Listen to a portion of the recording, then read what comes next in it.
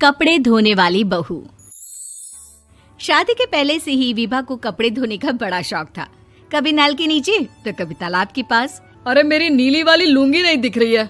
विभा की अम्मा, कहाँ रखी है लुंगी? अरे वो तो विभा ने परसों ही धोकर रखी थी आपकी अलमारी में, देखो वहीं होगी। वो ना मैंने आज धो दी, मुझे लगा कि गंदी हो गई होगी। अरे कैसे गंदी हो गई थी? उसे तो मैंने पहना भी नहीं। हे भगवान, इस लड़की के कपड़े धोने की आदत से परेशान हो गया हूँ मैं। जितना तो घर में राशन नहीं आता, उससे कहीं ज्यादा डिटर्जेंट पाउडर का खर्चा है। इसकी शादी करवा दो, शादी जाए अपने घर में ही करे काम, फिर चाहे घर के कपड़े धोने हो या पूरे गांव के। हाँ ठीक बोल रही हो। उसकी शादी हो जाती है कोयला फैक्ट्री में काम करने वाले कल्लू के साथ। शादी के बाद अचानक विभा चिल्लाती हुई सास के पास आती है। सासू माँ, अरे सासू माँ कहाँ है आप? ये तो धोखा है, धोखा दिया आप लोगों ने मुझे। इसे ससुर के चक्कर के बारे में पता चल गया। अरे तो उसमें तुझे क्यों धोखा मिला है? अरे नल में पानी नहीं आता, कपड़े कैसे कब धुलेंगे? अच्छा, तू पानी नहीं आ रहा उसकी बात कर रही है। तो आपने क्या सोचा? कुछ नहीं। अच्छा, तेरी माँ ने कहा था कि कपड़े धोने का शौक है तुझे, याद आया मुझे। शौक शौक बोलकर कपड़े धोने वाले मेरे जुनून को कम ना आके सासू माँ, कपड़ा धोना मेरा गुरूर है।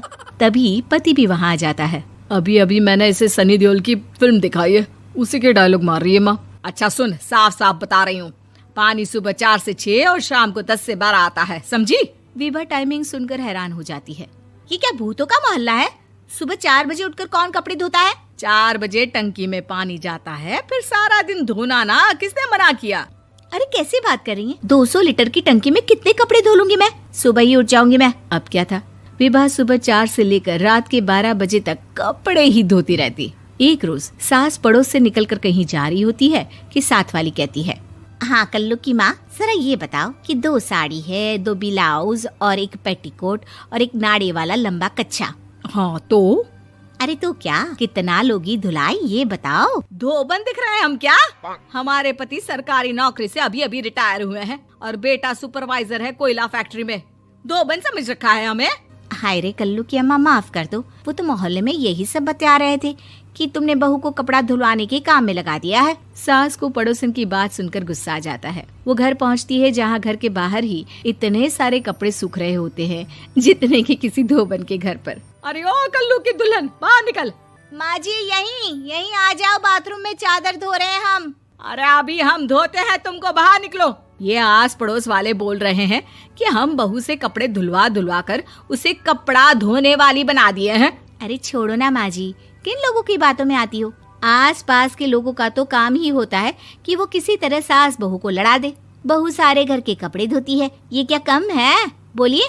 सास को भी लग जाता है कि वो बहू का ये सनकीपन नहीं छुड़वा सकती, इससे अच्छा है कि खुद ही चुप हो जाए।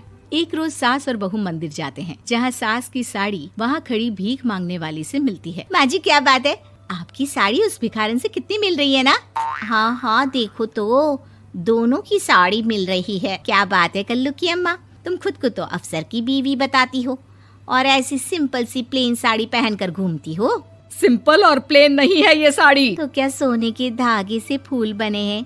कुछ भी सासू माँ, कुछ भी। हाँ बने थे इस साड़ी में सोने के धागे से फूल। मेरे पति लेकर आए थे मद्रास से स्पेशली मेरे लिए 10,000 की। ताहे भाई साहब इस भिखारन के लिए भी सेम टू सेम साड़ी लेकर आए होंगे 10,000 की। सास उस वक्त तो कुछ नहीं कहती, लेकिन बहू के साथ घर आती है और अलमारी से एल्बम निकाल कर लाती है। ये साड़ी देख रही है, ये वही साड़ी है जिसे मैंने अभी पहना था। इस साड़ी में ये जो चमकदार फूल दिख रहे हैं ना, ये सोने के धागों से काढ़े गए हैं। लेकिन तू लोकल वॉशिंग मशीन ब्रश से घिस कर सारे फूलों को निकाल कर साड़ी प्लेन कर दी। मुझे माफ कर दीजिए सासू माँ। और तो और, जब मैंने तुझे तेरी गलती के लिए कुछ नहीं कहा, लेकिन तूने तो सबके सामने मेरा मजाक ही बना दिया। क्यों? बहू को समझ में आ जाता है कि अब से उसका कपड़े धोना बंद।